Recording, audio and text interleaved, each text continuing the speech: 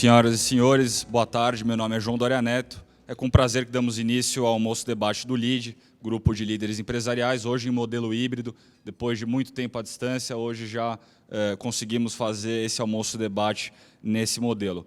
Hoje temos a participação do presidente da Câmara dos Deputados, Rodrigo Maia, que falará sobre o tema Desafios do Congresso como agente da retomada econômica. Muito bem-vindo, presidente. Muito obrigado, em nome de todo o LIDE, pela sua presença. Dou as boas-vindas também a Rodrigo Garcia, vice-governador do Estado de São Paulo, e a Luciana, sua esposa. Obrigado pela presença. E antes de eu apresentar aqui os convidados que estão conosco, os empresários que participarão do debate, queria passar a palavra ao nosso ministro Furlan, que vai ter que sair daqui a alguns minutinhos. Hoje o nosso anfitrião é o Cláudio Lotenberg, mas o Furlan fez questão de vir aqui e também passar uma palavra inicial. Furlan, boa tarde. Boa tarde a todos. Para mim é um prazer participar dessa iniciativa pioneira do LIDE. Quase inacreditável, né? Você falou em híbrido, né? Eu entendo bastante de hibridação, porque a minha história inteira foi olhando a genética animal, né, Cláudio? Não a humana. Mas, inicialmente, nós estávamos programados de receber o nosso convidado especial, Rodrigo Maia, através do vídeo. E ele, de uma forma gentil, carinhosa e espontânea, resolveu vir aqui a São Paulo, o que nos deixou agradavelmente surpreendidos. Então, ele tem sido um revolucionário. Eu, quando vejo a atividade do Rodrigo no comando da Câmara dos Deputados, conhecendo um pouco da Câmara dos Deputados, do período que passei em Brasília, sei o quanto é difícil ser maestro de músicos bons e músicos que desafinam. Mas me surpreende como a produtividade da Câmara está sendo mantida e ampliada graças ao comando firme, forte e, ao mesmo tempo, jeitoso, né? Que para a política, né, presidente, precisa também ter jeito, né? Que alguns dirigentes ainda não aprenderam. Mas o que eu dizia é que as votações eletrônicas e com o início da digitalização que foi feita na Câmara, e também acho que com a assessoria do professor Falcone, foi isso? Que está ajudando a fazer uma revolução de produtividade. Na verdade, a Câmara hoje é um exemplo de produtividade que poderia ser multiplicado por todo o país. Então, dou as boas-vindas à dupla Rodrigo e Rodrigo. Eu não sei se no final eles vão cantar juntos, Rodrigo e Rodrigo, né? Que Rodrigo Garcia também tem sido um expoente aqui em São Paulo e, na minha opinião, um político futuroso, porque é dessas pessoas que o Brasil está precisando. E eu vou deixar hoje o microfone nas melhores mãos possíveis, as mãos de alguém que trabalha com precisão, que quem entra no consultório dele sai enxergando tudo. Então, meu amigo, Dr. Cláudio Lotenberg, que vocês vão se surpreender, porque é um vice-chairman que poderia ser meu patrão, de tão bom que ele é.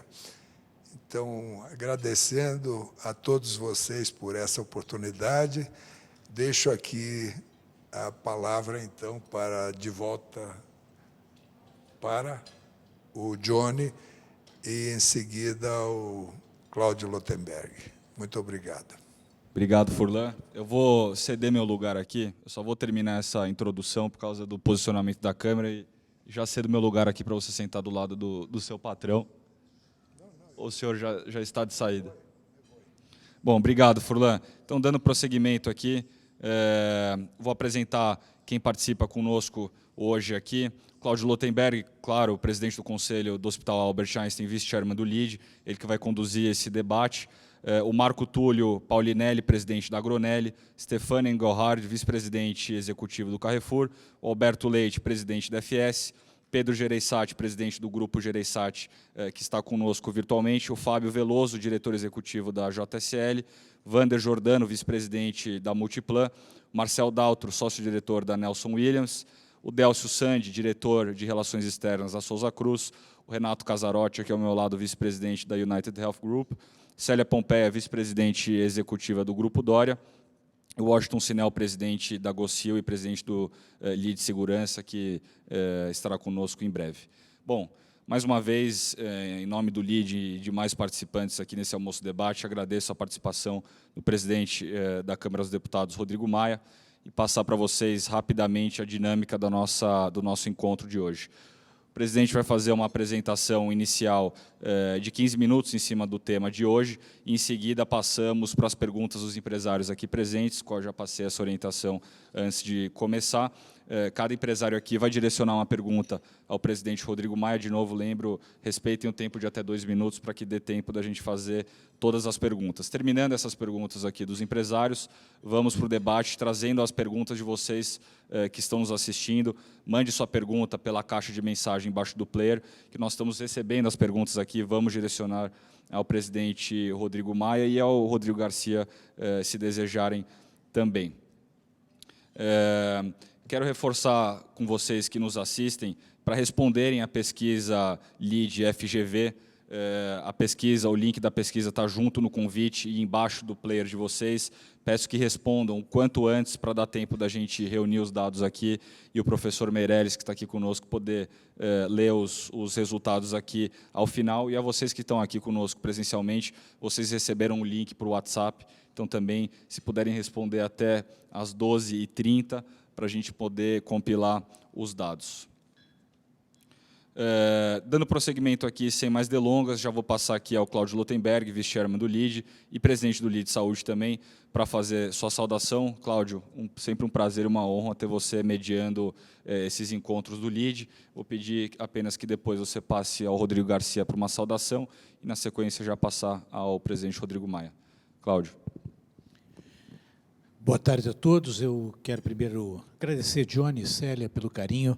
Quero saudar nosso presidente da Câmara, meu fraternal amigo, presidente Rodrigo Maia, meu amigo de 20 anos, Rodrigo Garcia, porque tenho muito apreço, Luciana, prazer ter você conosco hoje aqui. Diz que é um privilégio para nós poder receber 2 pessoas de tão importante expressão e atitude dentro do cenário público político brasileiro. Eu quero inicialmente pedir ao nosso vice-governador, Rodrigo Garcia, para que ele possa fazer a sua saudação, antes que nós tenhamos o privilégio também de escutar o presidente da Câmara dos Deputados. Vice-governador, por favor. Muito obrigado, Cláudio. Agradecer pelo convite, dar um abraço fraternal ao Johnny e dizer da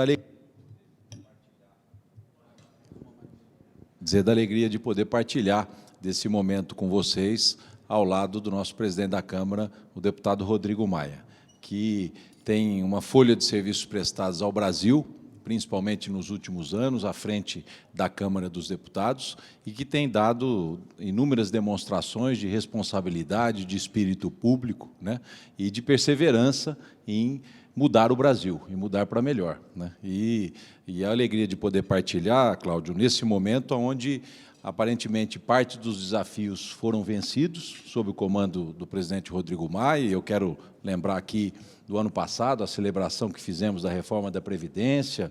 Esse ano, marco regulatório do saneamento, e poderia citar tantas outras ações coordenadas e que tiveram à frente o deputado Rodrigo Maia, mas agora um volume de desafio ainda maior pelo momento que o Brasil e o mundo vive dessa pandemia do coronavírus. E, além da saudação, da alegria de estar ao lado dele aqui, deixar para que, no momento das suas palavras, o deputado Rodrigo possa nos dar um pouco de luz em relação àquilo que hoje é de interesse de todos nós brasileiros, concentrado na Câmara dos Deputados, como, por exemplo, a questão da reforma tributária, tão importante para o empreendedor e também para o serviço público, e deixar uma provocação adicional aqui ao nosso presidente, que é a reforma administrativa, às vezes pouco falada, mas também muito importante para a modernização da máquina pública brasileira, e eu sei que o deputado Rodrigo é entusiasta dessa reforma. Então, agradecer o convite, a oportunidade de estar aqui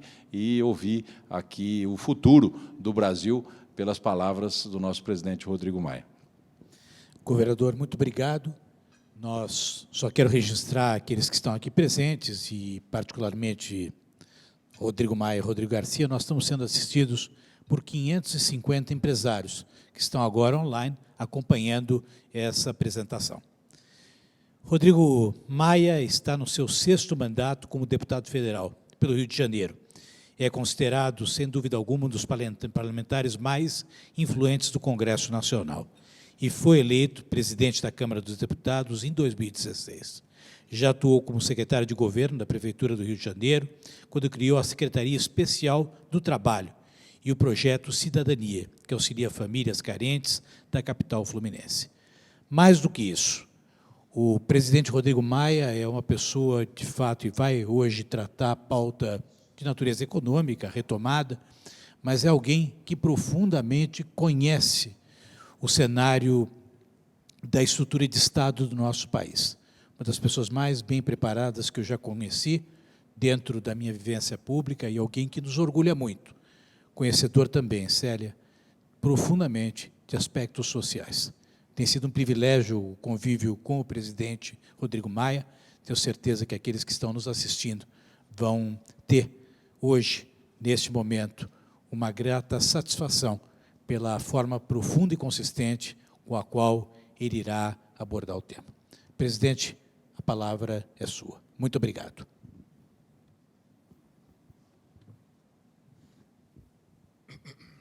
Bem, boa tarde a todos. Agradecer ao Johnny, ao Cláudio, ao Furlan pelas palavras, ao Rodrigo Garcia, à Luciana, a todos os presentes. Agradeço mais uma vez a oportunidade de estar aqui com cada um de vocês para falar um pouquinho sobre a agenda da Câmara, né? E a perspectiva da agenda da Câmara daqui para frente, né? Então, eu começo com uma grande preocupação que eu tenho hoje, porque nós estamos aí ainda vivendo um período difícil da pandemia. Nós tivemos que, em conjunto, o Poder Executivo, o Legislativo e o Judiciário, organizar caminhos para enfrentar a pandemia em todos os seus aspectos, no aspecto econômico, social, mas principalmente da saúde pública, né? E isso tudo gerou a necessidade de construir caminhos. A Câmara propôs, por iniciativa nossa, uma emenda constitucional para organizar as despesas extraordinárias do ano de 2020. Eu acho que fizemos tudo isso com muita agilidade, com muito sucesso, né? Eu estava mostrando ali fora algumas pessoas o nosso sistema de votação, que nós construímos em 2 semanas, foi um exemplo para todos, aqui no exterior, em outros parlamentos. Mas isso tudo, né, vai gerar, né, uma nova realidade, né, da situação do Brasil para o ano de 2021, né, organizando o segundo semestre de 2020, olhando já 2021. Né, e olhando 2021, né, com uma interrupção necessária para uma agenda emergencial, olhando para trás, o que nós vínhamos projetando e fazendo para organizar, né, o Estado brasileiro, isso desde o governo do presidente Michel Temer até agora, né. Então, primeiro, como eu disse, uma preocupação, porque vejo com muita apreensão uma pressão muito grande de muitos atores para esquecer o que vem sendo construído pelo governo anterior e por esse e pelos 2 parlamentos, pela legislatura passada e por essa. Um esquecimento da questão do gasto público muito grande, né? Uma pressão muito grande para ampliação de despesas permanentes, em qualquer área que seja, uma pressão para a construção de um espaço fiscal para investimento público, né? o necessário debate, a construção de uma solução para um programa novo de renda mínima, né, que eu acho que não deve estar limitado à transferência de renda, porque a transferência de renda não explica todas as vulnerabilidades das pessoas mais pobres. Nós temos todos outros temas que precisam estar incluídos. O Bolsa Família foi muito importante, né, foi um divisor de água que vem desde o Bolsa Escola do presidente Fernando Henrique, mas ele, por si só, não vai explicar as melhores condições de mobilidade social da nossa população, mas ele tem que ser debatido, né? Qual é esse novo cenário? Vai se usar o cadastro único, que são 28 milhões de brasileiros, né? Hoje nós temos no Bolsa Família entre 13 e 14 milhões. Né? Então, todos esses debates, eles aparecem e pressionam o Congresso Nacional, e vão começar a pressionar o Congresso Nacional. Agora, quem para e analisa as regras que nós construímos desde a legislatura passada, que também foram apoiadas por esse governo, começando pela principal, claro, que é a PEC do teto de gastos, a gente vê que dentro do gasto público há muito pouco espaço, ou nenhum, para ampliação de qualquer gasto público federal, né? Porque o teto de gasto engloba todas as despesas, excluindo algumas, claro, como, mas ele, dentro dela, estão todos os gastos assistenciais, todas as políticas de investimento, pagamento de salário, todas as despesas do governo, as despesas correntes e as discricionárias estão ali dentro. Então, quem para olhar a projeção do que nós vamos ter em 2021, a gente olha que a nossa situação não parece simples. E o debate para a reorganização dessas despesas não me parece que voltou à mesa do Congresso Nacional, né, e do governo. Então, eu fico, né, primeiro, com essa parte, muito preocupado que nós não tenhamos as condições de retomar esse debate. Nós estávamos discutindo antes da pandemia os gatilhos, né, os novos gatilhos, que já tinham sido propostos por alguns parlamentares, mas que o governo propôs, através do senador Fernando Bezerra no Senado, os gatilhos da PEC do teto de gastos, né, o fim da indexação das despesas do governo, não só de salários, entre outras despesas, né, que precisam ser controladas, desvinculação. Nada disso, né, e, por alguma razão, pela pandemia, ainda retomou a ordem do dia do debate do Senado Federal ou da Câmara dos Deputados. Então, quando a gente olha o orçamento do próximo ano, a gente olha com muita preocupação, porque o orçamento do próximo ano é o orçamento desse ano mais a inflação, já com a clareza que a PEC da guerra acaba a 31 de dezembro e tem que acabar. Não temos condições de manter uma estrutura de gasto extraordinário permanente, porque senão a questão da dívida pública vai sair de controle. Então, a gente fica olhando e o espaço me parece nenhum. Não é? Nós temos um orçamento de 1.485 bilhões para o próximo ano, despesas correntes na ordem de 1.410 e despesas discricionárias apenas para a manutenção da máquina, próximas de 80 bilhões, 85 bilhões. Significa que, em tese, já está acima do teto, mas a gente sabe que o orçamento nunca é executado de forma plena, né? Então, sempre tem uma margem que, certamente, o governo está trabalhando com essa margem. Mas isso não significa que você possa conseguir uma receita extraordinária de 100 bilhões de reais e falar, agora eu vou aumentar a despesa no governo, vou autorizar novos investimentos. Não há espaço dentro do orçamento público brasileiro no próximo ano, ou o espaço é muito pequeno para isso. E as alternativas que nós temos, elas precisam passar por essa rediscussão, né, como está se fazendo em relação à renda mínima, um programa de renda mínima, acabando com outros programas. Mas será que o parlamento está disposto a acabar com alguns programas para unificar tudo no outro programa? A tese de unificação tem 100% de apoio, mas aí, quando você vai olhar onde você vai mexer, não é tão simples assim. Então, eu estou muito preocupado, é por isso que eu tenho dito que o parlamento precisa, nesse segundo semestre, ter dois pontos fundamentais que o parlamento não deve, pelo menos a Câmara, abrir mão deles de forma nenhuma. Um é a questão fiscal, a partir do teto de gastos, a toda a política de melhoria da qualidade do gasto público, de redução de despesa, incluindo aí e pedindo sempre ao governo que encaminhe a proposta da reforma administrativa. Lembrando, até recebi hoje do jornalista Fernando Rodrigues um post onde ele mostra, né, que as despesas do governo federal de 2001 a 2019 cresceram 474%, a despesa de pessoal, e a inflação foi de 217%. É insustentável, não é que as pessoas não mereçam, é porque não tem como pagar. Você não pode ter uma despesa que cresce mais que a inflação e que cresce mais que as suas receitas. Não é? Isso não termina bem.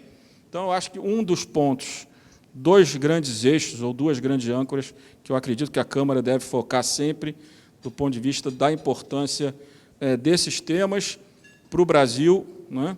Para hoje, para amanhã e para o futuro. Eu acho que é equilíbrio fiscal, teto de gastos. E, no outro eixo, a preocupação de todos, né? Acho que a gente deve ter essa preocupação, porque isso vai afetar, já está afetando a imagem do Brasil e a possibilidade de atração de investimentos, que é introduzir uma política clara, um debate claro de uma política do meio ambiente, né? De equilíbrio junto com o agronegócio, mas, sem dúvida nenhuma, eu acho que hoje a imagem do Brasil lá fora em relação a esse tema é uma urgência que nós precisamos resolver. Não é necessariamente votando projetos, mas é introduzindo o debate para que todos saibam que essa é uma agenda que preocupa a todos os brasileiros, né?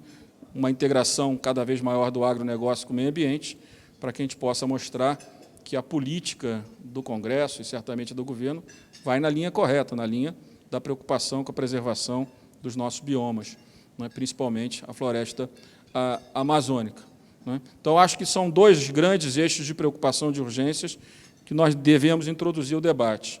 Introduzir o debate para que a gente volte a discutir aquilo que é fundamental. Então, eu estou, como eu disse, preocupado, porque eu acho que esses dois pontos, né, desorganiza e acaba gerando as condições para um descontrole enorme das contas públicas, a questão do equilíbrio fiscal. E o outro, a imagem do Brasil no momento em que a gente sabe que o Brasil continua e vai continuar por algum tempo muito dependente do capital externo, e esse tema passou a ser, há algum tempo já, e agora de forma mais nítida, uma preocupação de todos.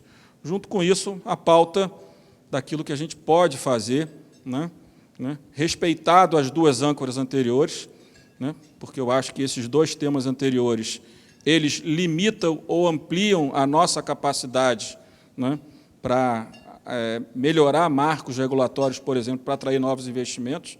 Eu acho que sem essas duas âncoras o Brasil pode fazer o marco regulatório do saneamento, pode fazer o marco regulatório do gás, pode ter uma nova lei de recuperação judicial, pode discutir qualquer tema, mas sem as âncoras anteriores, né, o resultado não será aquele que muitos projetam, né, de novos investimentos para esses setores, se o Brasil não garantir equilíbrio fiscal de longo prazo e não garantir uma política ambiental de equilíbrio junto com o agronegócio brasileiro. Junto com isso, claro, a necessidade, quando a gente discute despesa pública, também de discutir as distorções que existem no Brasil em todas as áreas. E aí o coração também do nosso problema de crescimento é o sistema tributário brasileiro, que nós temos que ter a coragem de enfrentar esse problema, né? O debate gera muita polêmica, muitas vezes o debate gera polêmica por falta de informação, né? Outras vezes não, outras vezes é porque se o sistema tem distorções, para organizar as distorções, né, alguns setores têm preocupação no impacto nas suas empresas, isso tudo é legítimo, mas a gente também não pode olhar só a âncora fiscal como a única saída para o Brasil, porque nós precisamos construir um caminho para que o Brasil volte a crescer, né? Porque o Brasil crescendo, né, claro que a situação dos municípios, do Estado e da União, elas vão melhorar, né? Porque quando o Brasil gera mais renda, vai gerar mais arrecadação, por óbvio, mais do ponto de vista saudável, né? Do ponto de vista positivo. E o sistema tributário, eu ouvi isso, aliás, ouvi ontem isso do professor Pastore, que é um economista que eu respeito e admiro muito, dizendo que a reforma tributária pode ser uma revolução para o nosso país. Como eu disse, tem distorções, tem que ter uma discussão profunda e ampla, mas ele é decisivo. A unificação dos impostos de bens e serviços, também a discussão, né, já que todos aqui, todos estão demandando, muitos estão demandando uma discussão, e o governo também, sobre desoneração da folha. Então, vamos discutir os subsídios tributários. Nós temos 450 bilhões de reais de subsídios. Não é possível que daí não possa sair o financiamento da proposta de desoneração. Não é possível que, mais uma vez, e não estou criticando quem pensa diferente, mas, mais uma vez, nós construirmos a solução para um problema, causando outro problema para a sociedade brasileira. Então, eu não quero discutir se o imposto é digital, se é CPMF, nada disso é relevante. O relevante é que não dá mais para criar novos impostos. E não é uma equação neutra. Não é? Você desonerar a folha e criar um imposto, isso não é neutro. Não é neutro porque a criação de um imposto, dependendo de qual seja, ele tem impacto na economia. Um imposto como a CPMF, não estou dizendo que o governo está dizendo que não é esse, então não tem problema, ele é cumulativo, né? Ele trava a economia, ele exporta impostos, então tira a competitividade das exportações brasileiras. Então, ele não é neutro. Ele pode ser neutro do ponto de vista do número, 100 aqui, 100 ali, mas do ponto de vista do impacto na economia, ele não vai ser neutro nunca.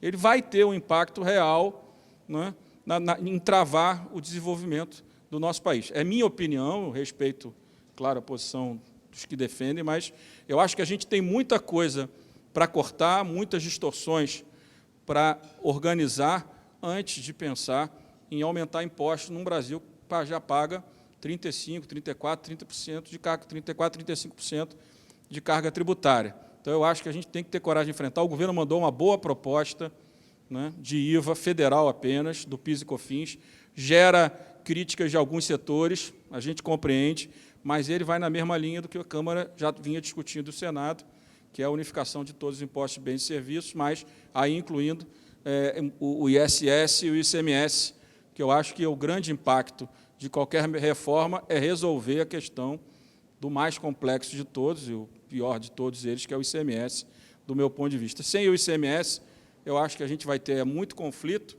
e pouca solução. Por isso que eu defendo, né, e o ministro Paulo Guedes disse que ele não introduziria o ISS e o ICMS na proposta, porque essa era uma questão federativa que o Congresso deveria resolver, encaminhou a do CBS, que eu acho que é uma proposta muito boa, as pessoas confundem muito as coisas, né? É claro que alguns setores terão, dentro dos setores, alguma diferença, mas eu acho que, do ponto de vista da economia brasileira, organizar os impostos de bens e serviços é muito importante. A gente pode depois discutir, o governo está querendo discutir a renda, é importante, claro. Existem muitas distorções, né? Cada um de nós aqui, certamente, na sociedade, cada segmento paga um imposto de renda, por exemplo. O servidor público paga 27%, quem está no Simples paga 9%, quem está no lucro presumido paga entre 12% e 18%. Né? Quem ganha acima do teto do INSS, né, acima dos R$6.000, paga 42% de imposto de renda no Brasil. Né? Porque tudo acima que ele contribui para a folha acima do teto é imposto de renda, 42%. Então, não é justo que o país tenha 4 sistemas para tributar a renda do trabalho, né, dos brasileiros. Isso vai gerar problemas se for feita a discussão? Vai, mas também não é justo, né, que um pague 27%, o outro pague 12%, o outro pague 9%, o outro pague 18%, o outro pague 42%. Né? Tributar a renda é tributar a renda, tem que ser igual para todo mundo. Né? Então, são distorções e são debates difíceis, ninguém gosta de fazer, né? Mas eles precisam estar na mesa. Como eu disse, subsídios tributários. Nós não vamos fazer o debate, será que esses subsídios todos que o governo federal contempla, vários setores, será que todos eles estão gerando os resultados que a sociedade espera? Como eu disse, não é melhor tentar pegar 20%, 30% disso, olhar o que está funcionando e o que não está, para que a gente possa avançar em temas que o governo tem interesse, o próprio Congresso, a sociedade, como o que está mais em voga é a desoneração da folha. Então, eu acho que são muitos debates que nós precisamos fazer, mas eu estou convencido que, da mesma forma que crise pode nos gerar oportunidades, se nós não tomarmos cuidado, ela vai nos gerar muito problema futuro em relação a essa pressão por gasto público. Então, eu termino pelo início. Eu acho que essa âncora do equilíbrio fiscal ela é fundamental. O parlamento não pode, não deve sair desse debate de forma nenhuma, né? Tudo a gente precisa fazer olhando o teto de gastos, olhando a projeção do que é possível dentro do orçamento primário brasileiro, dentro daquilo que a gente vem construindo, né?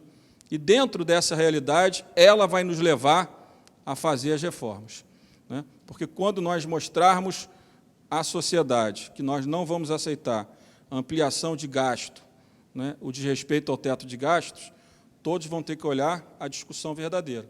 Ou vai se fazer a reforma administrativa, né, ou vai se fazer a discussão da desindexação, da desvinculação do orçamento, mas, principalmente, a desindexação do orçamento, né, vai se construir uma nova administração pública, que o foco principal nunca deve ser, né, prejudicar o servidor, mas melhorar a qualidade do serviço público, né, ou não teremos recursos para nada no futuro. Mas, se nós dermos o mesmo jeitinho brasileiro de sempre, aumenta um pouquinho o teto, aumenta um pouquinho o imposto, e aí vai, né? Aí a carga tributária saiu de 20%, 20 e poucos por cento, para 34%, 35%, né? E isso vai sempre, né, prejudicando as nossas condições de crescer e de gerar renda para os brasileiros. Do outro lado, claro, o outro ponto fundamental é essa discussão sobre uma agenda com muito equilíbrio entre o meio ambiente e o agronegócio, porque isso,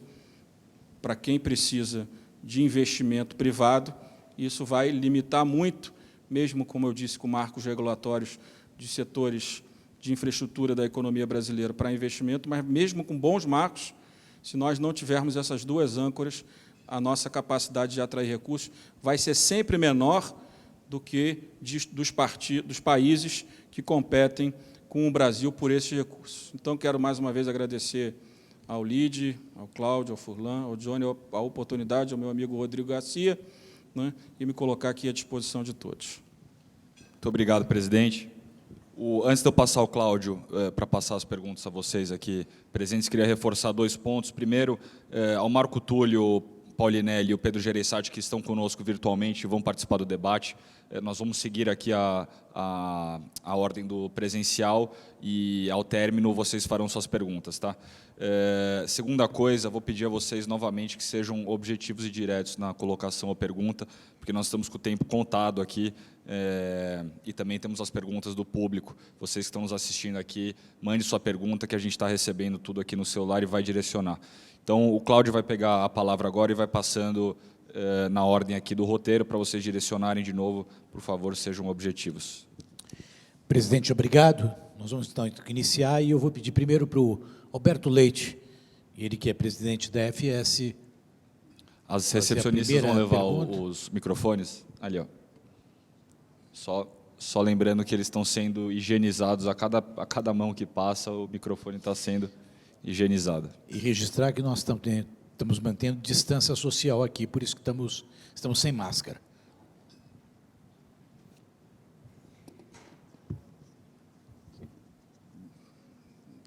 Bem, se as nossas distâncias estiverem erradas, a culpa é do médico. Esquecendo que eu sou médico, né, presidente? Oftalmologista, mas é médico. Está vendo só? Alberto, por favor. Boa tarde a todos. Obrigado, Cláudio. Obrigado, Johnny. Presidente Rodrigo, governador Rodrigo Garcia, muito boa tarde a todos. Queria, talvez, fazer uma pergunta aqui, que um pouco é do Rodrigo Garcia e um pouco para o nosso presidente Rodrigo Maia. Provavelmente, ano que vem, teremos um crescimento econômico, mas talvez não seja suficiente para deixar as contas públicas estaduais em São Paulo e as contas públicas federais ainda em ordem. A arrecadação deve ser menor daquela prevista. E nós temos aí algum problema de carregamento, como o presidente colocou, de despesas que eram para ser extraordinárias, que podem virar ordinárias esse ano. Provavelmente também isso vai acontecer no tema dos estados, onde o déficit deve ficar muito grande e você pode ter até algum tipo de problema de solvência nos estados. Já existe alguma conversa sobre algum tema para como vai resolver o problema da conta pública, sobretudo no que diz respeito aos repasses para os governos estaduais? Como é que vai tentar equacionar esse problema? Vocês já têm algum debate sobre isso? E o tanto que a reforma administrativa pode ser alguma coisa que a gente pode contar para esse ano? Quem responde antes, Rodrigo Garcia ou Rodrigo Maia? Eu vou só reforçar um pouco as palavras do presidente Rodrigo Maia, né? Quando ele diz: você precisa fazer uma reforma tributária para ter mais justiça fiscal e para dar competitividade ao Brasil, e uma reforma tributária, quem paga pouco vai pagar um pouco mais, quem paga muito vai pagar um pouco menos, então ela é sempre difícil de ser dialogada, mas ela está diretamente ligada ao gasto público, né? Toda a arrecadação de tributos vai para o gasto público. Então, se você não tiver uma reforma administrativa em paralelo que diminua esse gasto público, nenhuma reforma tributária, ela tem o primeiro objetivo de ser mais racional, de ser desburocratizada, mas ela não terá o segundo objetivo de redução de carga jamais, se você não diminuir o gasto público. Por isso que o presidente Rodrigo diz: reforma tributária junto com a administrativa. Todos os estados e municípios, o ano que vem, quebrarão se não existir nenhuma ação para corrigir a questão econômica ou um apoio federativo, como foi dado esse ano. Se você trabalhar com uma queda de PIB de 6% a 7% esse ano, que é o que todos nós estamos trabalhando nos orçamentos públicos, e um aumento de PIB de 2% para 2021, significa que São Paulo, que é um estado que tem equilíbrio fiscal, não pagará salários de servidores no ano que vem.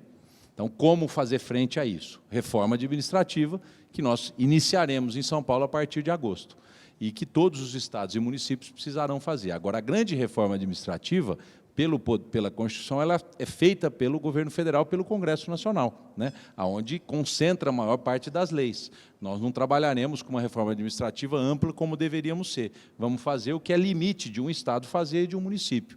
E acho que o presidente Rodrigo toca num ponto fundamental: olhar a tributária para ter racionalidade, justiça e um equilíbrio, e olhar a administrativa em paralelo. Aqui, a reforma administrativa, presidente Rodrigo, ela está centrada em 3 pontos: reavaliação dos benefícios do funcionário público, diminuição de benefício fiscal e enxugamento da máquina pública. É o tripé da reforma administrativa de São Paulo, nos limites que um estado pode fazer, e o governador Dória vai anunciar isso nas próximas semanas. Agora, o que o governo federal pode fazer é muito mais do que isso, e é isso que o Rodrigo Maia diz: não é uma iniciativa do parlamento, ela deve ser uma iniciativa do executivo. Aqui em São Paulo, o executivo tomará essa iniciativa, e acho que o setor produtivo precisa cobrar o governo dessa reforma, porque se cobrar só a tributária, ela não vem da forma como o setor produtivo quer, com eventualmente redução de carga tributária, né?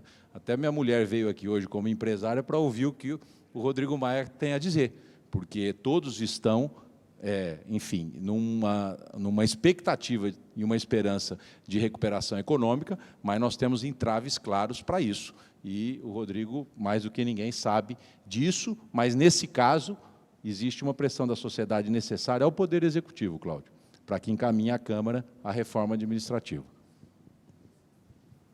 Presidente. Eu falei que ou nós vamos discutir, por um lado, as despesas públicas, né, entendendo que não haverá mudança no teto de gastos, né, isso é bom que fique claro àqueles que pensam que pode ter um jeitinho para burlar o teto de gastos, uma PEC, pressionar, precisa de investimento, nós sabemos de tudo isso, mas só não dá para transferir para a sociedade mais uma vez a conta. Essa crise da pandemia, a sociedade já vai pagar uma conta muito alta, né?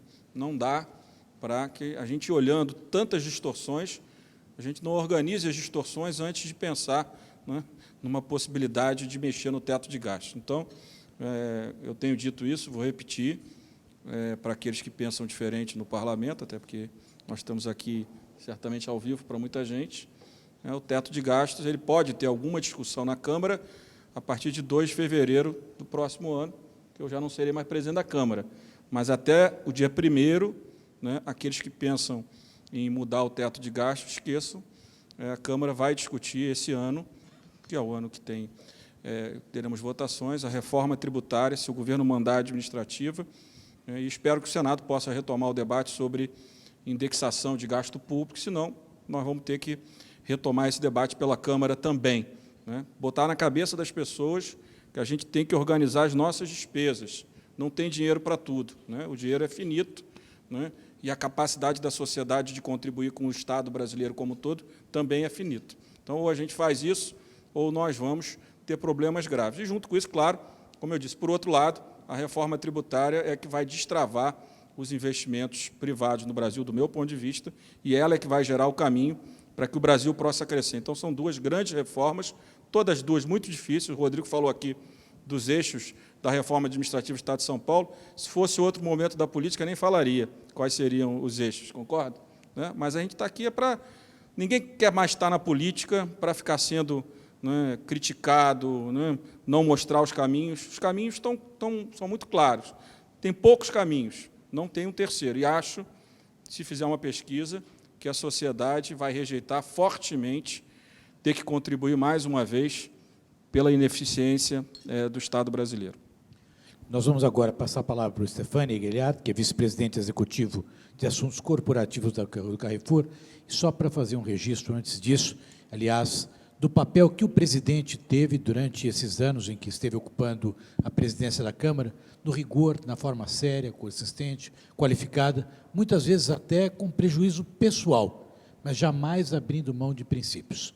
Stefani, por favor. Stefani, se puder escolher a quem direcionar, se é o Rodrigo Garcia ou o Rodrigo Maia, por favor. Vai ser por Rodrigo Maia sobre a questão de imagem do Brasil fora. Eu acho que é uma questão muito relevante em relação aos investimentos estrangeiros. E eu vi que você salientou muito fortemente esse ponto na sua fala. Mas, em termos concretos, como que a gente endereça essa questão de imagem no Brasil em relação, por exemplo, à Amazônia, que está... Eu vejo o governo federal se movimentar, com o vice-presidente da República tomando conta a presidência do Conselho da Amazônia. Eu vejo a iniciativa privada também com iniciativa junto à presidência da República, ou à vice-presidente da República, mas o Congresso, a Câmara dos Deputados, qual é o papel que ele pode preencher nessa questão de meio ambiente no Brasil e de imagem no Brasil, do Brasil fora?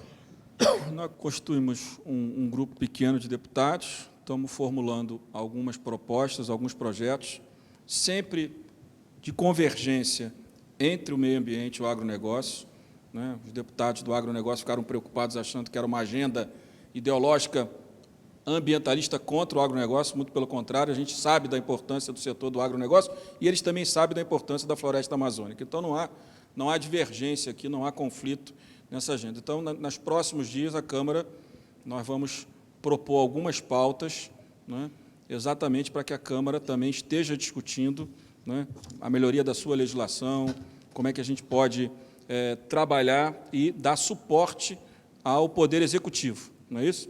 A partir daí, a gente espera que o trabalho do do vice-presidente Mourão tenha efetividade, né? As agências de controle precisam voltar a ter a força que perderam, né? Os estados precisam trabalhar de forma mais integrada também a essas agências, ao governo federal, porque toda essa proteção da floresta amazônica é um trabalho integrado entre estados e governo federal. E acho que a narrativa precisa mudar, né? Porque muito do desgaste boa parte foi narrativa, sem ação prática negativa. Então, se falou uma coisa, mas na prática não se mudou, não se fez mudança nas leis.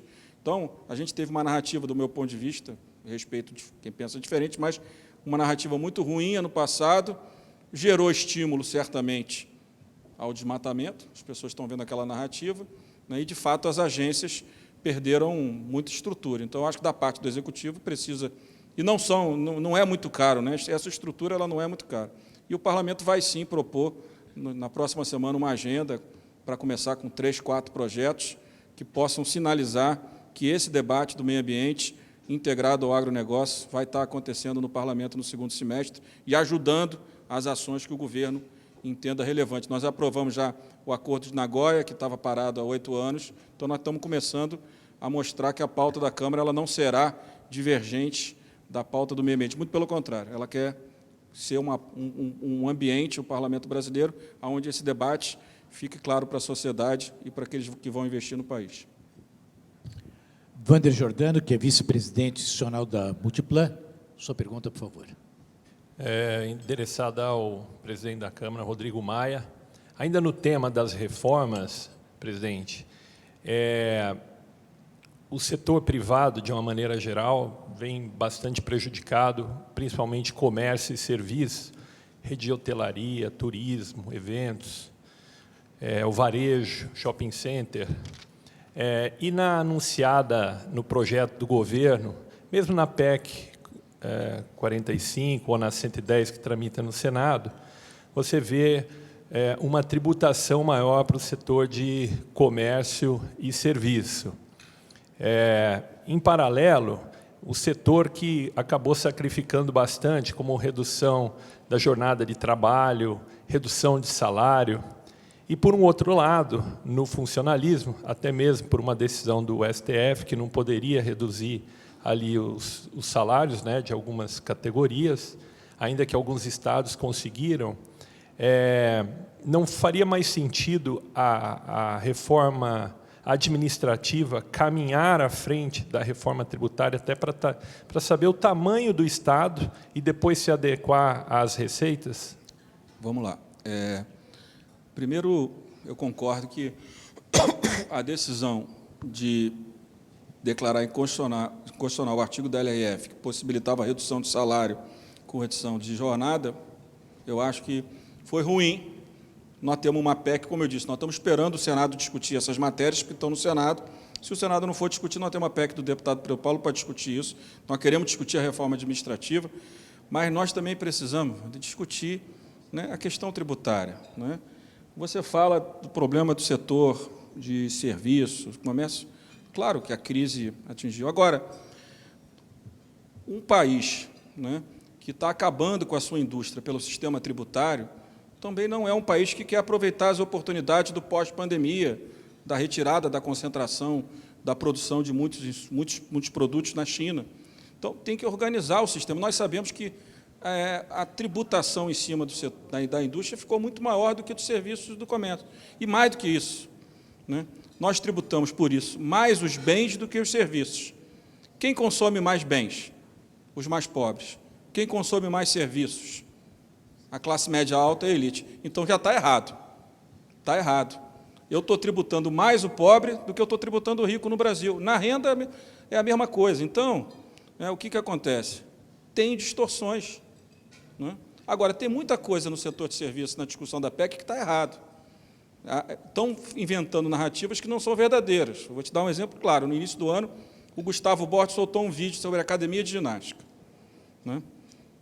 Primeiro, mais de 70% do setor de serviço está no Simples, tanto de academia como do setor de serviço do resto.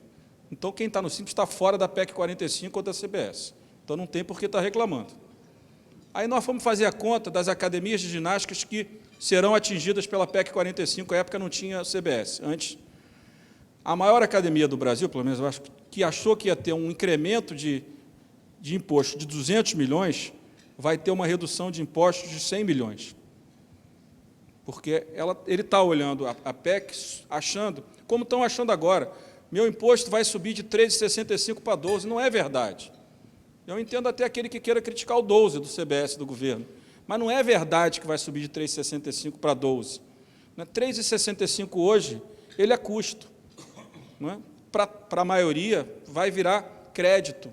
Então, não é verdade, por exemplo, que nós vamos ter esse custo todo que estão dizendo. Agora, alguma reorganização nós teremos, não estou negando disso. Agora, eu lhe pergunto, você quer um sistema tributário em que o Brasil cresce de menos 1% a 1% na média 1% nos últimos 10 anos, você quer um sistema tributário que faça o Brasil crescer 3%, 4%. Agora, se alguém vai me dizer qual é o modelo que vai de organizar o sistema tributário brasileiro, nós estamos olhando o que existe no mundo, ninguém está querendo inventar nada. Não é? A CPMF também existe, mas não existe nos melhores países, como alternativa de complementação, porque não é nenhum imposto que vai substituir os outros. Então, ou a gente senta na mesa e discute de forma transparente essas distorções, ninguém está querendo tributar mais o serviço. Né? mas também não dá para tributar mais os bens do que os serviços e tributar mais o mais pobre. Como também não dá para, na renda, como eu falei, aí não é o IBS, né, um pagar 9 e eu pagar 27, e o outro pagar 42. Então, tudo isso foi construído porque o Brasil é um país que foi construindo, resolvendo os problemas setoriais do setor público e do setor privado. Tem que resolver. Se não quiser resolver o tributário, nós vamos continuar carregando um país que, com crescimento de 1%, vai gerar cada vez mais concentração de renda e mais desigualdade. Agora, a gente tem que sentar na mesa, organizar a transição, como é que é a transição, como é que resolve, fazer as simulações corretas, ver se, de fato, tem algum setor que vai ficar inviabilizado. Todos os setores que eu olhei, desculpa, não, eu te contei aqui, pode perguntar para o Gustavo Borges. Ele saiu da reunião e falou, mas eu não sabia que era isso. Claro, tem um grupo de pessoas no setor de serviço que está criando uma narrativa falsa sobre a reforma, porque tem fixação na criação de um imposto. E eu não tenho fixação em criação de nada. Eu tenho fixação em diminuir as distorções das estruturas no Brasil. Nós melhoramos a questão trabalhista, né? Nós aprovamos a terceirização, nós aprovamos a previdenciária, nós acabamos com a TJLP, que distorcia o crédito no Brasil, porque 20% do crédito era no BNDES subsidiado só para empresas com faturamento acima de 300 milhões de reais com o orçamento público. Nós acabamos com essa distorção que impactava os 80% do crédito. Nós estamos fazendo muita coisa. Agora, isso tudo, infelizmente, quando você construiu, cada setor que teve melhor condição fez o seu lobby de forma correta. Não é tudo legítimo. Não estou... Agora tem que consertar, né? No final do governo do presidente Michel Temer, ele mandou lá a renovação do negócio do incentivo fiscal para o setor automobilístico. Eu sou contra, mas foi feito. Fazer o quê? Mais uma distorção. Então, a gente vai, cada mês ao mês, de resolver um problema de uma distorção. E todo incentivo que a gente prorroga, alguém vai pagar a conta. Não é isso? Alguém vai pagar a conta. Essa que é a verdade. Agora, nós estamos prontos, nós já combinamos, nós vamos sentar, vamos fazer as simulações, e, claro, se tiver algo que seja inviável, que é inviável, a gente olha e fala, está errado isso aqui, então. Mas, por enquanto, todo mundo que eu sentei, né, e as distorções que nós temos, é óbvio que o simples vai gerar uma distorção no IVA. Né? São 80 bilhões de subsídios. Alguém tem condição de mudar agora? Não. Mas quem está no simples, que é mais de 70% do setor de serviços, não será atingido pela PEC. Então, nós estamos tratando de menos de 30%, que é um pouco mais de 70%. Vamos discutir com essa parte do setor de serviços quais são os caminhos. Agora, eu fico pensando, organizar o sistema tributário e o Brasil poder crescer 3%, 4%, vale mais ou deixa do jeito que está, cria uma CPMF e o Brasil vai crescer 0%. Eu não sei quem ganha com o Brasil crescendo 0% e a renda do brasileiro continuando caindo, cada vez mais pobre e cada vez... Você sabe por que não adianta aumentar muito a alíquota de imposto de renda? Porque a gente não tem muita classe média forte no Brasil. Vamos aumentar o imposto de renda, a alíquota não adianta nada. Entendeu? Vai ser uma arrecadação pequena. Não é que não se deva fazer um imposto mais progressivo, mas ele não vai dar a arrecadação que alguns sonham. Não vai dar porque, infelizmente, nós temos hoje uma cúpula da sociedade e temos uma base que fica cada vez mais classe média baixa e pobre do que consegue crescer, porque o Brasil não cresce. E não cresce por vários motivos, também não é só pelo sistema tributário. Renato Casarotti, que é vice-presidente de Relações Institucionais do United Health Group, pergunta e, para quem, em seguida, eu quero complementar em cima da tua pergunta. Tá bom. Obrigado, Cláudio. Boa tarde a todos, boa tarde, presidente Rodrigo Maia. Vou fugir um pouquinho do tema da reforma tributária, Cláudio, porque eu tenho certeza que ele vai ter várias perguntas nessa temática. Mas, presidente, momentos de crise também são catalisadores de mudanças e de oportunidades interessantes. E falando aqui do setor da saúde especificamente, 2 alterações que aconteceram agora, no curso da pandemia, foram muito interessantes. Uma não é só de saúde, mas foi a MP 927, que foi aprimorada na Câmara, que regula o teletrabalho, fundamental. Vários setores fizeram essa movimentação. Infelizmente, caducou no Senado, a gente imagina ali que não houve consenso, mas foi uma evolução fundamental. Eu falo da Mil, que em 2 semanas movimentou 95% dos seus trabalhadores administrativos para casa. É uma mudança de paradigma brutal.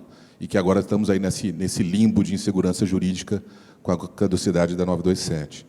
E a outra, e eu fico feliz de falar, porque tem aqui do meu lado, além de um mentor, um defensor ferrenho dela, né, Cláudio?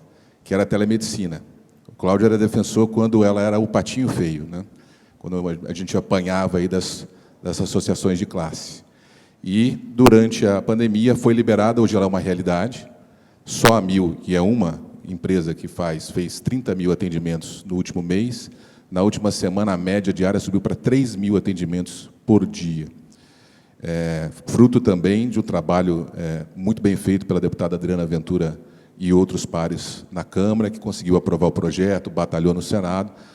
É um projeto que vale durante a pandemia. E a gente agora fica sempre com medo, depois de montar toda essa estrutura, que está gerando emprego, está gerando acesso à saúde para as pessoas, como é que isso vai ficar no pós-pandemia, se haverá um retrocesso. E a minha pergunta é como garantir que alguns desses avanços, que foram conquistados, talvez em virtude desse momento de crise, que permitiu esses avanços, não retrocedam no pós-pandemia. Presidente, o senhor responda, já que é área de saúde, aproveitar porque o Fernando Silveira, da BIMED, também pergunta qual é a perspectiva do Congresso, ou pelo menos a Câmara, acerca de algum potencial tratamento diferenciado ao setor da saúde, no âmbito da reforma tributária. Olha, nós estamos começando a ouvir, vamos fazer todas as simulações. O que a gente tem que separar, o que o Estado tem que dar, do meu ponto de vista, esse é o meu ponto de vista, claro, eu não sei se eu tenho voto para tudo que eu gostaria, quem a gente precisa beneficiar na reforma tributária. Na saúde. Quem a gente quer beneficiar na saúde? Na educação. Não, a educação, vocês vão tributar a educação. Espera aí, mas tem educação e tem educação. Tem saúde e tem saúde. Não é isso? Eu não posso achar que eu vou ter que tratar, né, a saúde, né, da classe A brasileira de forma a dar benefício a ela. Nem a educação, né, cuidar do mais pobre. Esse é o papel do Estado, né? Porque essa gera uma distorção a favor de quem não precisa. Outro dia eu estava vendo as deduções do imposto de renda na área de saúde. 70% das deduções do imposto de renda na área de saúde ficam com quem ganha acima de R$35 mil. É justo? Eu não acho justo. Eu não acho justo quem ganha acima de R$35 mil no Brasil, sabendo que a renda per capita são R$2 mil, tenha direito à dedução na saúde. Você tem voto para acabar com isso? Eu acho que não tenho, mas eu estou dando a minha opinião aqui. Eu acho que está errado. Então, vamos sentar com o setor de saúde, o Agnaldo já sentou com alguns semana passada, que eu sei, e vamos olhar, vamos botar, fazer o sistema, fazer a simulação. Deu uma distorção que inviabilizou o setor. Vamos ver qual é a solução. O setor de transporte também está demandando, porque hoje, basicamente, pela crise de 2013, não paga imposto. Como é que organiza? Tem que sentar e simular para ver o que é possível. Não estou fechando nenhuma porta, mas também não estou abrindo nenhuma. Eu acho que tem que sentar, como eu sentei com as academias de ginástica, e provamos a eles que eles estavam errados em relação ao sistema trabalho. E, somado a isso, é uma escolha. O Brasil quer continuar crescendo 1% ou quer crescer mais? Para crescer mais, não é só a tributária, tem que organizar as despesas públicas, tem que melhorar a eficiência do gasto público, né? Tem que ter marcos regulatórios de melhor qualidade. É muita coisa que a gente precisa fazer agora. A gente precisa entender que o Estado não tem que ficar, do meu ponto de vista, organizando o seu sistema tributário para beneficiar quem tem condição de pagar. Tem que beneficiar, claro. Tem uma escola privada, né, de pessoas de classe média mais baixa. Claro, como é que resolve o problema? Porque também você não pode tirar a criança da escola, não é isso? Então, tem que dar uma solução. Agora, vamos ter que separar o que é educação. Quem na educação que a gente quer atender, quem na saúde a gente precisa atender, né, e como faz para atender, para que a gente não gere mais distorções do que a gente já vem gerando no sistema tributário brasileiro.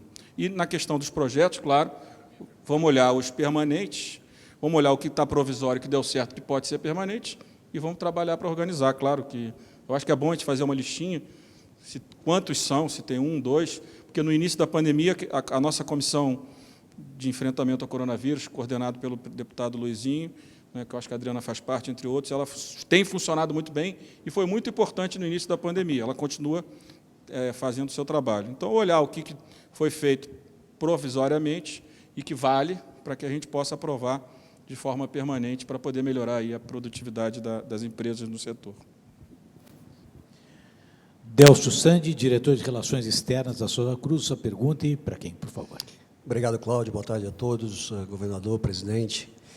Presidente Rodrigo Maia, o senhor conduziu de forma brilhante uma série de reformas necessárias para o país. Eu acho que hoje o país ele é melhor, ele é mais competitivo por conta dessas reformas aprovadas. E, obviamente, o senhor citou a reforma tributária que aí está. Existem 2 PECs dentro do Congresso, que devem recomeçar a ser discutidas agora, dentro de uma comissão mista, e tivemos agora, na semana passada, então, o envio da primeira parte do que seria uma reforma do governo, que é a CBS. Essa proposta veio com um projeto de lei, com regime de urgência, e haverá outras propostas que o governo enviará. Minha pergunta é como o senhor vê a tramitação, né, desses projetos do governo vis-à-vis a comissão já instalada para avaliação das PECs? A minha opinião é que a PEC tem um impacto maior, né, e ela é mais fácil do que o projeto do governo, né? Se você falasse para mim, só tem o projeto do governo, eu sou a favor do projeto do governo. Eu acho que tem que organizar o sistema tributário, por mais que em alguns setores possa ter distorções, a gente sabe, e tem que olhar qual é o impacto disso. Mas o meu sentimento, e foi o que eu combinei com o ministro Paulo Guedes, que nós vamos votar aquela que tiver voto para ser aprovada, né? Se for a do governo, é a do governo. Se for a PEC 45 ou a 110, é uma das duas. Nós não estamos aqui querendo escolher qual vai ser aprovada. Eu acho que é importante o governo ter encaminhado, porque mostra que o governo está defendendo a mesma tese da PEC 45 e do 110, a mesma modelagem, não é isso? É a mesma coisa.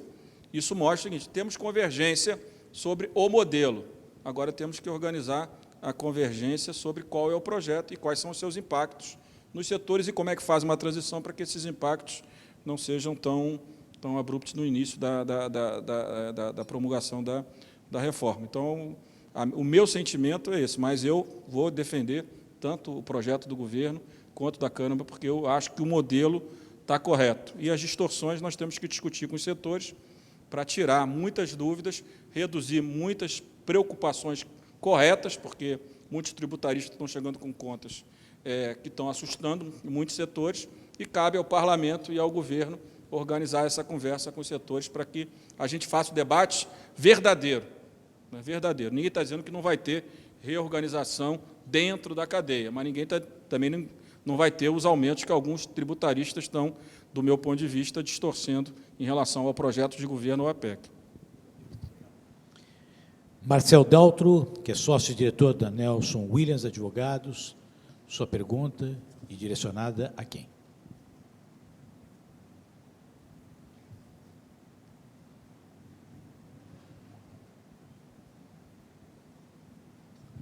Eles vão higienizar ali, Marcelo. Deixa eu então propor uma mudança. Enquanto isso, o Washington Sinel, que está com o microfone, querido e fraternal amigo, presidente da Gorsil. Depois a gente volta com você. Washington, por favor. Presidente Rodrigo Maia, sem sombra de dúvida, eu acho que o senhor é o político mais habilidoso que passou pela presidência do Parlamento Brasileiro, sem sombra de dúvida. E temos várias reformas para fazer no Brasil, administrativa, tributária e tal, mas eu acho que agora é hora de concentrar numa reforma, isso é o meu ponto de vista, é a tributária, que vai destravar o Brasil, entendeu? E qual que é a melhor? No meu ponto de vista, no meu caso especificamente, que gero 25 mil empregos de carteira assinada, entendeu? Nós vivenciamos um verdadeiro manicômio tributário. Nós temos lá um departamento para pagar tributos, ficar calculando. O que funciona são as coisas simples. Eu creio e acredito que o governo quer, que o parlamento quer e o que nós queremos é que faça uma reforma tributária que aumente a base, mantenha a arrecadação do Estado, porque o Estado agora não tem como fazer enxugamento, é difícil, entendeu? E que ela seja mais ampla. Como é que ela vai ser mais ampla aumentando quem contribui mais, entendeu? Quando eu vejo falar sem PMF, ou é microimposto, ou é de transação, todo mundo não quer. Eu acho que maioria dos brasileiros quer isso, a maioria. Se fizer aí uma pesquisa, eu acho que 80%, porque vai diminuir, vai pagar um pouquinho só, vai liberar essa folha de pagamento e vamos andar, vamos caminhar, né? E eu queria fazer aqui um apelo. Nós tivemos aí uma prorrogação daquelas 17 categorias que continuaram na desoneração. Não que eles não mereçam, merecem também. Mas já que vai desonerar, e nós? O meu segmento gera mais de 1 bilhão de empregos. Então, se for fazer alguma desoneração, então joga dentro da reforma tributária e vamos fazer para todo mundo. Porque esses 17 segmentos já estão há 20 anos tendo um benefício que eu não tenho, com 25 mil empregados registrados. Então, é um apelo que eu faço, peço ao senhor para analisar esse ponto. Pode dar a eles também, se for dar alguma coisa, mas dá também a nós, que também geramos emprego, até mais que eles, entendeu? Então, eu acho que o parlamento está no caminho certo, só precisa de uma coisa, celeridade. É fazer a agenda, como o senhor falou, e estabelecer prazo, e a gente, se Deus quiser, esse ano ainda, está com essa reforma aprovada. Que, sem sombra de dúvida, entraremos em 2021, com o maior crescimento econômico que esse país vai ter. Era isso que eu queria pôr. Obrigado. Nós concordamos que tem que ter a reforma tributária, mas pensamos nela diferente. Até porque eu acho que a proposta que o senhor está defendendo, ela não simplifica o sistema. Ela, ao contrário, ela encarece o sistema, porque ela é cumulativa, ela vai tributar como a gente já tributa exportação no Brasil, né?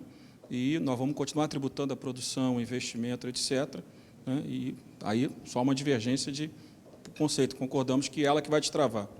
E acho que para desonerar a folha, a gente tem que acabar com muitos subsídios tributários.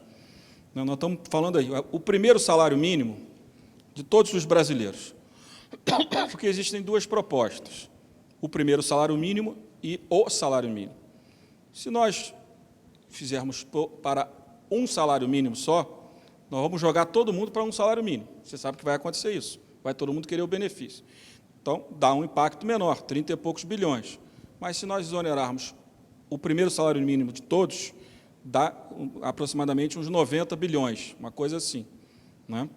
Então, nós precisamos conseguir 90 bilhões para desonerar pelo menos o primeiro salário, lembrando que até 2 salários mínimos, ou no máximo 3, está a maioria dos trabalhadores brasileiros. Não é só quem ganha um salário mínimo na sua empresa, é o primeiro salário mínimo dos seus funcionários. Então, todo mundo vai ter algum benefício.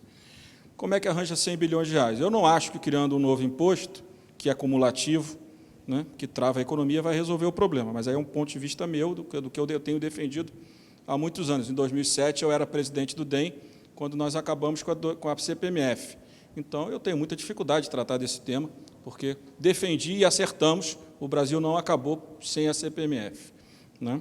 Então, eu acho que a gente precisa olhar o que nós temos de despesas, porque não é só o orçamento. Os subsídios tributários e incentivos são 400 bilhões de reais. É 1 trilhão 485 bilhões de orçamento, mais os subsídios. Então, nós podemos cortar daqui. Se a gente arranjar 100 bilhões aqui, o que é um pouco mais de 20% do que tem de subsídio. Alguns setores da economia podem ajudar também. Distorções no imposto de renda e outras coisas para poder arrecadar alguma coisa, não dá muita coisa. Por exemplo, o negócio de dedução de saúde, se fizer muito esforço, vão dar 10 bilhões de reais. Então, também é uma guerra que eu acho que o governo não vai querer comprar agora, né? Nós sabemos disso. Então, eu acho que a gente simplificar o sistema, eu acho que significa, né, tirar da cadeia tributação que muitos setores estão pagando e não deveriam pagar, e que cada um pague a sua parte até o consumidor final. Então, é o que eu defendo, mas eu acho, sim, que o sistema tributário ele precisa ser modificado. E o grande problema do Brasil é o ICMS. São 27 legislações, né, porque quem está no setor de serviço não tem esse problema, mas é ela que trava a economia brasileira. Se a gente não resolver isso, eu acho que vai ser uma reforma tributária que vai nos frustrar. É o meu ponto de vista. Porque, doutor, o senhor está no setor de serviços. Não adianta o senhor ter um sistema que o senhor acha que resolveu a sua estrutura de custo, como a desoneração, e o senhor está certo, porque custa muito, se você não entender que tem que resolver toda a cadeia econômica. Então, não adianta resolver um setor e desorganizar o outro. O que aconteceu nos últimos anos? A gente melhorou, e isso está nos números, o setor de serviço, o setor de comércio tem uma realidade diferente da indústria. Isso resolveu o que para o Brasil? Nada. A economia, a indústria brasileira está acabando. Isso interessa ao Brasil, acabar com a indústria brasileira? Nós somos um sistema, é um corpo, né?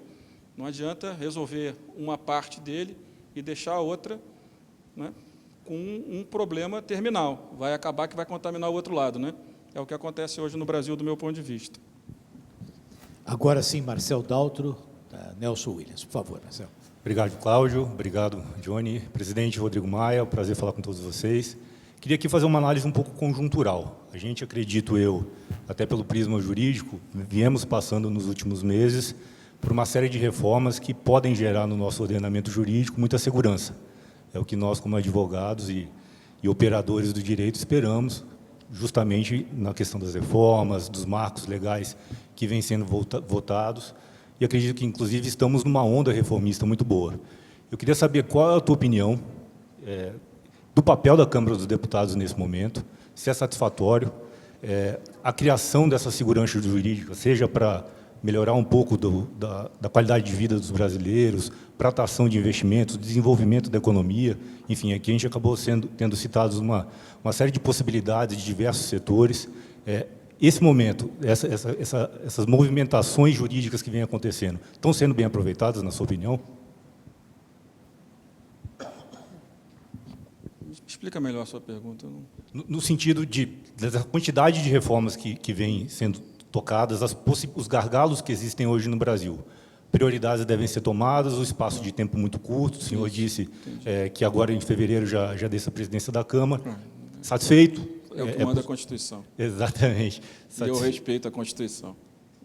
Para aqueles que pensam que eu penso diferente, mas eu respeito e vou respeitar a Constituição sempre. Eu acho que a Câmara tem trabalhado, eu acho que de forma bem organizada. Nós temos um plenário com deputados e deputadas que têm colaborado muito, de todos os campos políticos. Isso nos ajuda muito. Nessa pandemia, a gente, por mais que as pessoas não estão vendo as comissões, mas a gente tem trabalhado muito mais, porque para construir um projeto de lei agora, você tem que ligar para cada partido, organizar. Não dá para chegar no plenário muito desorganizado, porque o plenário não consegue organizar. Porque se você for deixar para organizar tudo no plenário, você deixa que você tira do debate muitos parlamentares. Então, acho que a gente tem conseguido organizar, graças ao esforço dos nossos líderes e dos deputados e deputadas, acho que a Câmara tem avançado. Então, e acho que o nosso principal objetivo, do meu ponto de vista, tem que ser garantir segurança jurídica para o investidor brasileiro. Acho que esse é o ponto principal. A reforma tributária vem nessa linha. Vou lembrar um dado aqui, do INSPER. Nós temos 73% do PIB em litígio tributário no Judiciário brasileiro. 50% disso no Supremo Tribunal Federal. Então, resolver o sistema tributário, aí um novo imposto não resolve, porque o que gera litígio é o atual sistema. Então, ou muda o atual sistema, ou as pessoas não vão investir. Eu tive há um mês atrás com o embaixador americano, ele falou que a principal demanda do governo americano é a reforma tributária. O IVA. Eles defendem para o Brasil o IVA. Pelo menos foi o que ele me disse. Porque o que gera litígio é o que nós temos, não o que nós vamos ter. O que nós vamos ter vai poder gerar litígio também. Porque até, por exemplo, só para complementar o Sinel, como é que você faz para tributar o mercado de capitais? Porque se você não tributar o mercado de capitais, todo esse mercado de derivativos, que se tributar inviabiliza, lembrando que uma alíquota de 0,2 ou 0,4, por uma inflação de 2, inviabiliza o mercado financeiro, inviabiliza investimento no Brasil, né? Se você tirar isso da base, a arrecadação cai muito, né? Vão sobrar 50, 60 bilhões. Mas voltando à tua pergunta, eu acho que o principal papel do parlamento, que eu tenho tentado fazer desde 2016, é administração pública e segurança jurídica. Né? E acho que agora abriu a possibilidade de a gente tentar fazer a tributária. Então, se nós não tivermos um Estado que tenha a palavra produtividade seja inserida dentro do Estado brasileiro, também não adianta.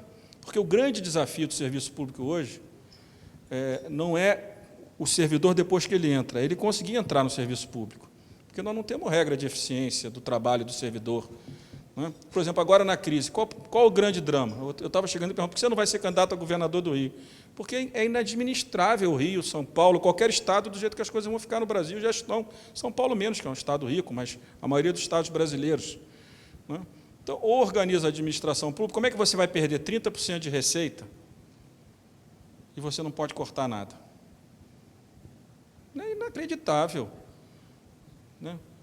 Eu não pode cortar nada. Toda vez que eu introduzi o debate sobre a necessidade do servidor público, dos 3 poderes, colaborar com a redução do seu salário, eu quase fui expulso. Né? Para com esse debate. Gente, mas é uma questão óbvia, a arrecadação vai cair, tem que cortar, não tem jeito. Na tua empresa é assim, na qualquer empresa é assim.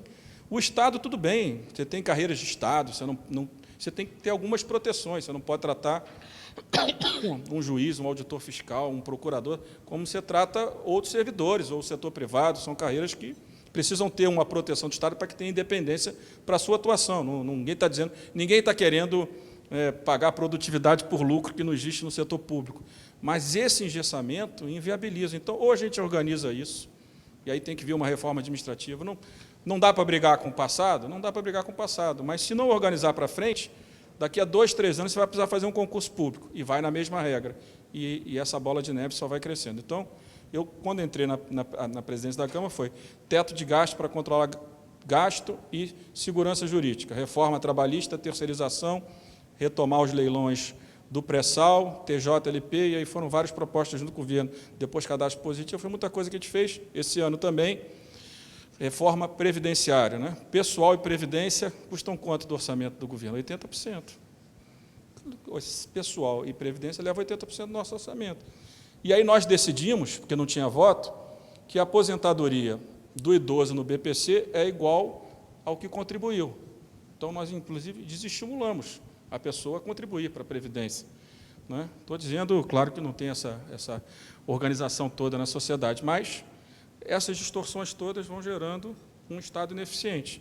Então, ou a gente vai fazer a reforma administrativa, né, ou a gente vai introduzir o debate da eficiência do serviço público. A Ana Carla tem um ótimo projeto de lei complementar, que talvez seja mais fácil de passar do que uma PEC, porque ela até atinge os servidores atuais, não vai quebrar direito nenhum de trabalhador, de servidor público atual, mas ele foca na questão da eficiência do serviço público. A Previdência tinha que fazer, fizemos, começamos com o presidente Michel Temer, terminamos com o presidente Bolsonaro, uma reforma muito boa. Eu acho que nenhum país, nos últimos anos, conseguiu fazer uma reforma tão ampla como a nossa, com esse resultado. Agora, segurança jurídica para o investidor, vários marcos que nós aprovamos, né, reforma trabalhista, saneamento agora, que eu acho que vai ser um marco importante, mas nós temos um dever de casa aí que está batendo a nossa porta, que é a questão do gasto público, que é o teto de gasto. Ele vai explodir se nós não fizermos nada. Né? E para o Brasil crescer, eu acho que o sistema tributário, o professor Pastore falou isso ontem, repito, porque eu acho que ele é um dos grandes economistas que o Brasil tem, e acho que eu estou convencido que a gente precisa tentar. E nós vamos, com isso tudo, se nós conseguirmos avançar, nós vamos reduzindo aí os conflitos e os litígios que também encarecem, né, muito o setor produtivo brasileiro. Cláudio, antes de você passar ao Pedro Gereissati, que está conosco no Zoom, que eu já vou pedir a equipe aí para preparar a entrada do Pedro para fazer a sua pergunta, dizer a vocês que estão nos assistindo, infelizmente não vamos conseguir levantar as perguntas aqui que vocês nos enviaram por questão de tempo, claro, a gente já excedeu aqui o tempo de hoje, mas as perguntas estão aqui e acho que a maioria delas já foram respondidas pelo presidente, que respondeu tudo com muita transparência. E vou pedir para a nossa equipe também, Carol, traz um prato quente para o Rodrigo, que não conseguiu comer até agora, e o peixe dele está... Mas eu estou fazendo dieta, pode comer que eu estou bem. Cláudio, quer passar ao Pedro? Pedro Gereissati, agora, enquanto o Meirelles já vai entrando no aquecimento para apresentar os resultados da pesquisa LEAD-FGV. Pedro Gereissati, por favor, entrou online. Bom, boa tarde a todos.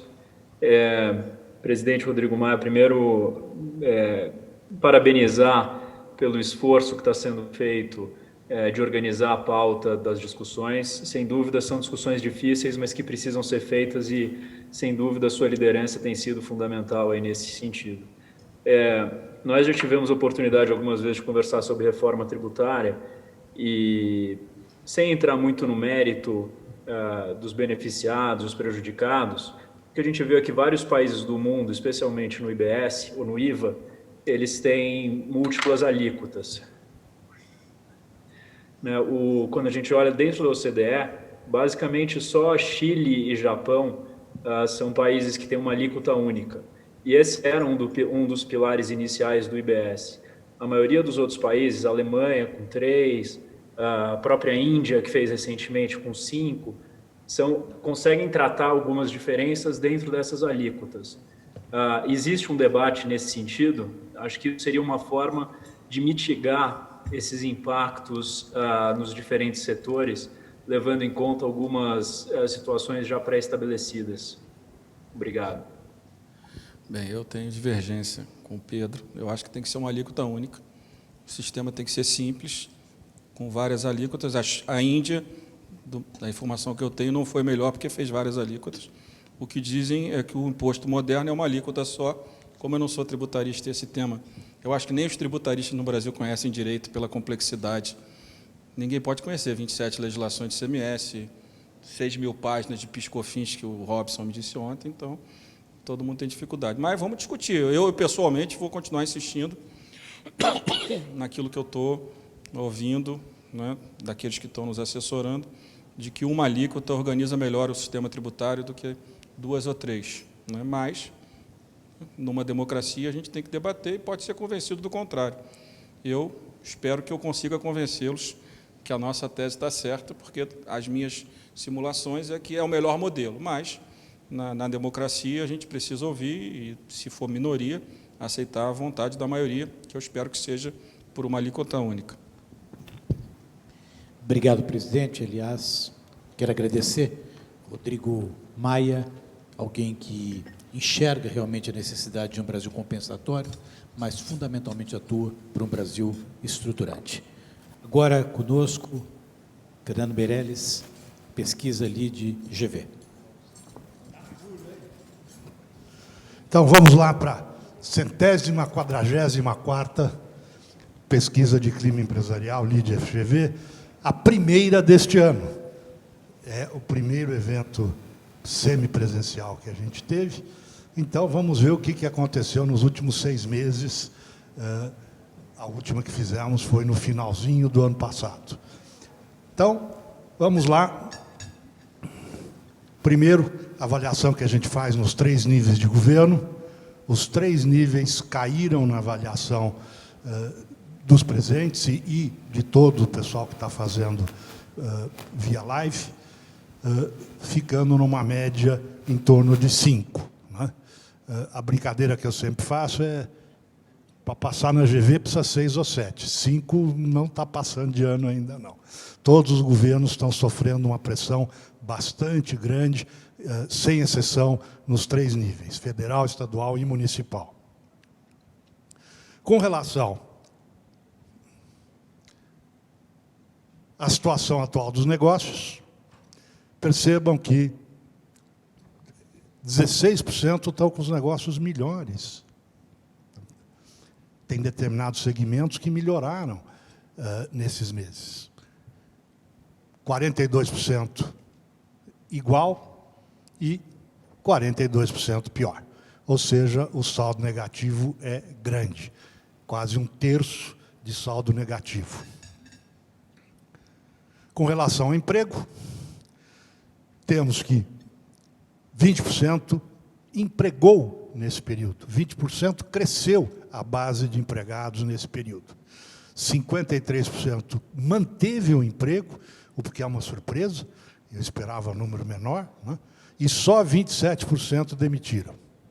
Então, veja que o saldo aí é negativo, mas muito pouco negativo. Né?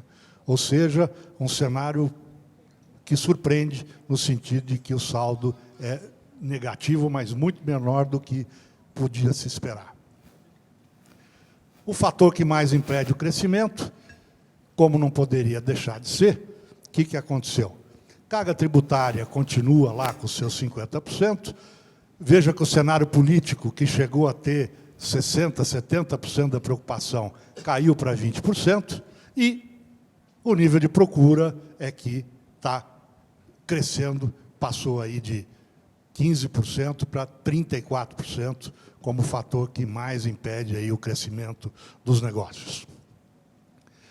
A área que o Brasil mais precisa melhorar, educação, sempre aí em torno de 40%, 45%, infraestrutura oscilando em torno de 20%, política cresceu um pouco, passou aí de 18% no final do ano para 28%, saúde 7% e segurança 3%. Ou seja, os dois primeiros, saúde só com 7%, educação em primeiro, política em segundo.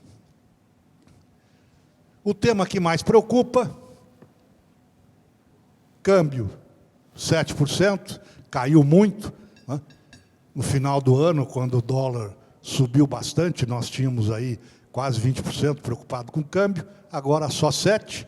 Cenário político, o presidente Rodrigo Maia caiu de 90% para 40%, porque, obviamente, a Covid, lá no azul mais escuro, dominou com 47%. Preocupação com a saúde domina a preocupação que estava quase 90% para o cenário político. Previsão de receita para 2020, comparado com 2019, 22% vão ter uma receita maior em 2020 que 2019, 45% pior. Então, o saldo é negativo, o PIB vai diminuir em 2020. Quanto ele vai diminuir na estimativa dos empresários que responderam à pesquisa? Veja que o número 50% acham que vai diminuir 6%, 49% para ser preciso, e fazendo a média aí das respostas, a estimativa é de uma queda de 5,6%. Que é pequena comparada com algumas estimativas que nós já tivemos ao longo desses meses. Tem várias estimativas dizendo que poderia cair 10%, 12% e assim por diante. Ou seja, nessa conta, eu acho que já está computado um crescimento ou uma desaceleração grande do decrescimento no segundo semestre de 2020. Na pergunta seguinte, quanto a gente retoma em 2021? Veja que a gente, na estimativa dos que responderam, não retoma o mesmo patamar. Decai 6%, mas só cresce 2% em 2021. Essa é uma surpresa. Eu achava que ia ser um pouco maior a expectativa de crescimento em 2021. E, finalmente, a última pergunta, antes do clima.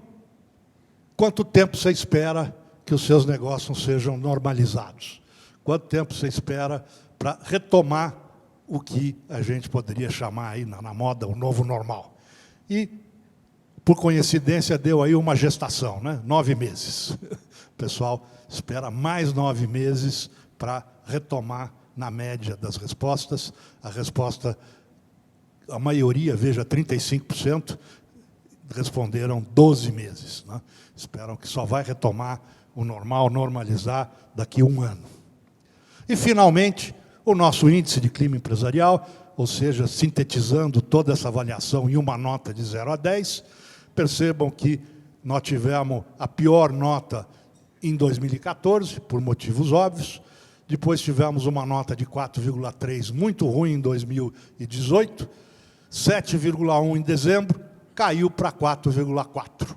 Ou seja, o clima empresarial, numa nota de 0 a 10, está abaixo de 5. Espero que no próximo híbrido que a gente faça, a gente consiga melhorar e, pouco a pouco, retomar aí a nota 7. Obrigado, boa tarde a todos, até a próxima pesquisa. Obrigado, Meirelles.